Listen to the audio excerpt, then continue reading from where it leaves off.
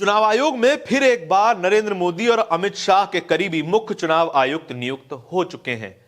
कल रात हुई यानी कि 17 फरवरी की रात हुई एक बैठक में यह फाइनल हो चुका है कि ज्ञानेश कुमार अगले मुख्य चुनाव आयुक्त होंगे। लेकिन इनका अमित शाह और नरेंद्र मोदी कनेक्शन, राम मंदिर कनेक्शन, कश्मीर कनेक्शन या फिर कहें 370 कनेक्शन साफ तौर पर दिखाई दे रहा है। ये वो आईएएस अधिकारी हैं जो अमित शाह के करीबी रहे हैं। ये वो आईएएस अधिकारी हैं जो इससे पहले चुनाव आयुक्त नियुक्त किए जा चुके हैं। ये वो अधिकारी हैं जिनको नए चुनाव आयुक्त चुनने की प्रक्रिया से पहले चुनाव आयुक्त बनाया जा चुका था। अब उसी प्रक्रिया से मुख्य चुनाव आयुक्त बना दिया गया है।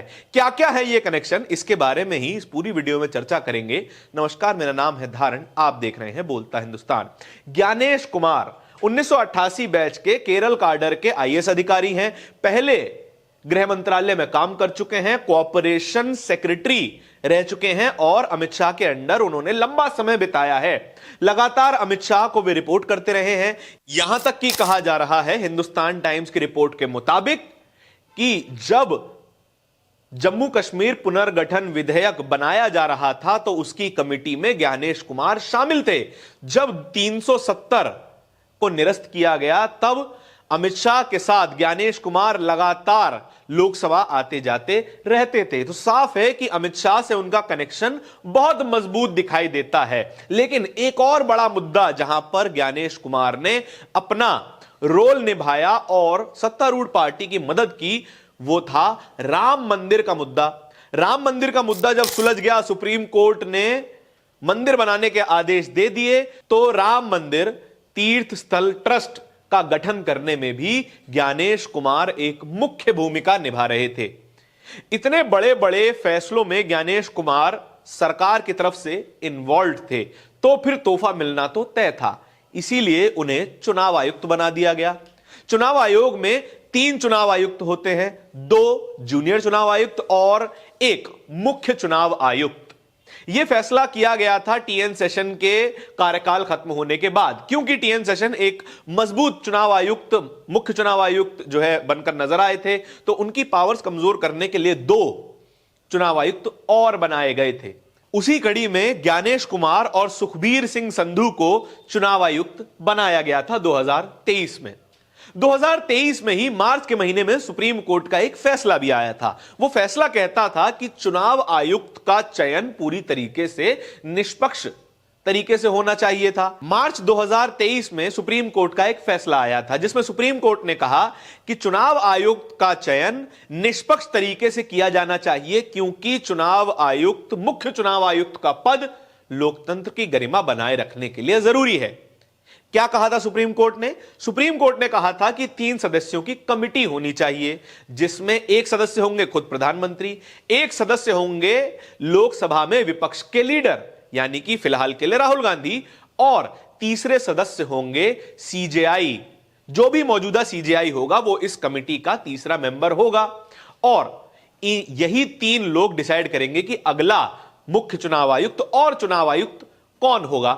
लेकिन मार्च 2023 के इस फैसले के बाद नरेंद्र मोदी सरकार एक विधेयक लेके आती है, मुख्य चुनाव आयुक्त और चुनाव आयुक्त नियुक्ति विधेयक 2023, जिसमें इस पूरे फैसले को पलट दिया गया। फैसला बदल के नया नियम लाया गया। नया नियम क्या कहता था? नया नियम कहता था कि कमिटी तो 3 सदस्यों की ही होगी, लेकिन इसके सदस्य नंबर 1 होंगे खुद प्रधानमंत्री नरेंद्र मोदी, सदस्य नंबर 2 होंगे कैबिनेट का कोई भी मंत्री यानी कि सरकार का कोई भी मंत्री, फिलहाल के लिए यह सदस्य खुद अमित शाह है, और तीसरा सदस्य होगा एलओपी नेता विपक्ष जो कि फिलहाल के लिए राहुल गांधी हैं। मुख्य चुनाव आयुक्त राजीव कुमार का कार्यकाल खत्म हो चुका है, इसीलिए मुख्य चुनाव आयुक्त, नए मुख्य चुनाव आयुक्त को नियुक्त करने की जरूरत थी। तो 17 फरवरी की रात को एक मीटिंग बुलाई गई प्रधानमंत्री आवास पर। अमित शाह मौजूद थे, खुद प्रधानमंत्री नरेंद्र मोदी मौजूद थे और राहुल गांधी मौजूद थे। द हिंदू से बात करते हुए कांग्रेस के सोर्सेस ने बताया कि जब यह मीटिंग चल रही थी तो इस मीटिंग को अधूरा छोड़कर अपनी आपत्ति लिखित में दर्ज करवाकर राहुल गांधी मीटिंग से बाहर चले गए, यानी मीटिंग को बीच में छोड़कर निकल गए थे अपनी आपत्ति दर्ज करवाने के बाद। लेकिन मीटिंग आगे बढ़ी और मुख्य चुनाव आयुक्त कौन होगा इसका डिसीजन, इसका फैसला ले लिया गया। एक नोटिफिकेशन जारी किया गया जिसमें बताया गया कि ज्ञानेश कुमार अगले चुनाव आयुक्त होंगे, मुख्य चुनाव आयुक्त होंगे। इसी दौरान कांग्रेस ने एक प्रेस कॉन्फ्रेंस की जिसमें अभिषेक मनु सिंघवी और अजय माकन मौजूद थे। अभिषेक मनु सिंघवी ने कहा कि जल्दबाजी में यह फैसला लिया गया है, इसमें हमारी घोर आपत्ति है। सरकार को सुप्रीम कोर्ट से यह अपील करनी चाहिए थे कि जो फैसला अभी तक सुप्रीम कोर्ट में लंबित है, जिसकी सुनवाई 19 फरवरी को होनी है, उसको जल्दी करवाया जाए ताकि नए चुनाव आयुक्त, मुख्य चुनाव आयुक्त की नियुक्ति जल्द से जल्द की जाए। लेकिन भारत सरकार ने ऐसा नहीं किया और जल्दबाजी में यह फैसला ले लिया गया।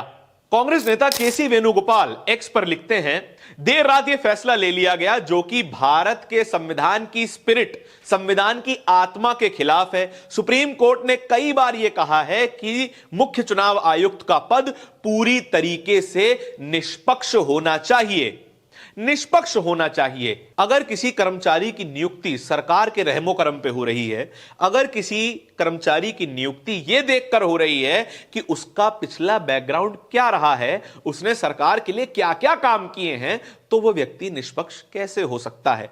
केसी वेणुगोपाल आगे लिखते हैं कि यह जो फैसला लिया गया है यह उन सवालों को और भी मजबूत कर देता है जो सवाल चुनाव आयोग और सरकार पर उठते आए हैं, फिर चाहे वह फर्जी वोटों का मामला हो, फिर चाहे वो ईवीएम हैकिंग का मामला हो। एक कर्मचारी जिसका संबंध आर्टिकल 370 के निरस्त होने से है, जम्मू कश्मीर पुनर्गठन विधेयक के बनाने मसौदा तैयार करने से है और जिसका संबंध राम मंदिर ट्रस्ट बनाने से है, तो वो चुनाव आयुक्त, मुख्य चुनाव आयुक्त बनने जा रहा है, तो वो निष्पक्ष कैसे हो सकते हैं। अगर निष्पक्ष हो भी सकते हैं तो फिर उनकी कर्मनिष्ठता एकदम उच्च कोटि की होगी। आपके इस पूरी खबर के बारे में क्या विचार है, कमेंट सेक्शन में जरूर बताइएगा। यह भी बताइएगा कि सुप्रीम कोर्ट का जो फैसला था उसको बदलने के लिए सरकार जो विधेयक लेके आई उस पर आपके क्या विचार हैं। इस तरह की वीडियोस देखते रहने के लिए बोलता हिंदुस्तान को सब्सक्राइब कर लीजिएगा। बहुत बहुत धन्यवाद।